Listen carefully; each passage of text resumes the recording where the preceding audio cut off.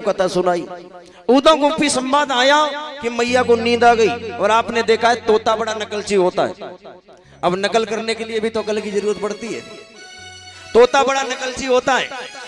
तोता को जो देखा ना आपने, बोलने वाले भी तोता लोगों ने घर में पाल रखे, चाचा ताऊ सब बोलते हैं ना, पापा आ गए। सज्जनों, अब तोता ने सोचा जैसे ये तोते का खराब बनने कथा को सुना तो इसमें जीवपण कथा सुनाना बंद कर देंगे, मैं आधा रह जाऊंगा, अपूर्ण रह जाऊंगा। इसलिए मैया की आवाज में इसने हूं करना शुरू कर दिया। मैया की आवाज में ये हूं कर रहा है, मैया की आवाज में हूं करा दे रहा है। जब ये मैया की आवाज में हूं कर रहा है सज्जनों, भोले बाबा कथा सुनाते रहे, मस्त व्यस्त होके कथा सुनाते रहे। और कथा जैसे ही पूरी हुई भोले बाबा ने जयकारा लगाया, बोलिए कृष्ण बलदेव की, यमुना मैया की।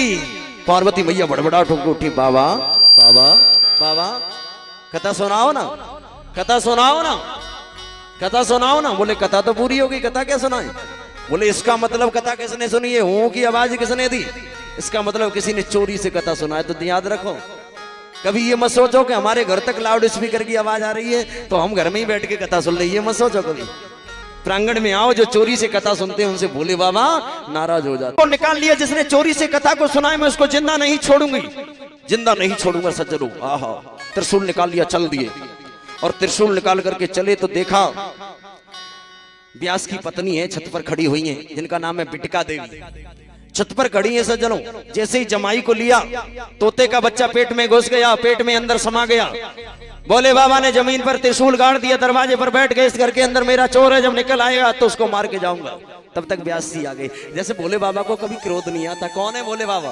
कि कर्पूरी गौरम करुणा अवतारम तार सारम भुजगेंद्र हारम सदा वसंतम हृदयार वंदे और भवम भवानी सहतम नमामि, भवम भवानी सहतम नमामि।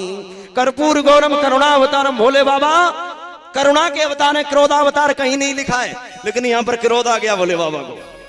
व्यासी निकल करके आए, और व्यासी निकल करके आए सज्जनों, और जैसे ही बाहर आए तो देखा भोले बाबा का त्रिशूल गड़ा है। भोले बाबा क्रोध में लौ लौ लौ के क्रोध में बैठे। बोले बाबा आपकी आंखें, आप तो करुणा के अवतार हैं, आज आपको क्रोध आ गया? बोले तुम्हारे घर में मेरा चोर है। क्या कहा? बोले तुम्हारे घर में मेरा चोर है। कौन? बोले तोते के बच्चे ने चुपके कथा को सुना, चोरी से कथा को सुना। बोले बाबा, व्यासी ने पूछा बाबा कौन सी कथा सुनी है? बोले अमर कथा। इससे क्या होता है? बोले आदमी अमर हो जाता है। तो ये बताओ बाबा, तोते के बच्चे ने पूरी सुन ली या आधी? बोले पूरी सुन ली। बोले बाबा ये बताओ, जो अमर ही हो गया उसको आप क्या मार पाओगे? अब उसे बोलो, जो कथा सुन के अमर हो गया उसको आप क्या मार पाओगे? आहा सज्जनों, क्रोध शांत हुआ। कर्पूर गौरम करुणाय अवतारम संसार सारम भुजगेंद्र हारम सदा वसंतम हृदयार वंदे भवम भवानी सहतम नमामि। फिर करुणा के अवतार बन गई।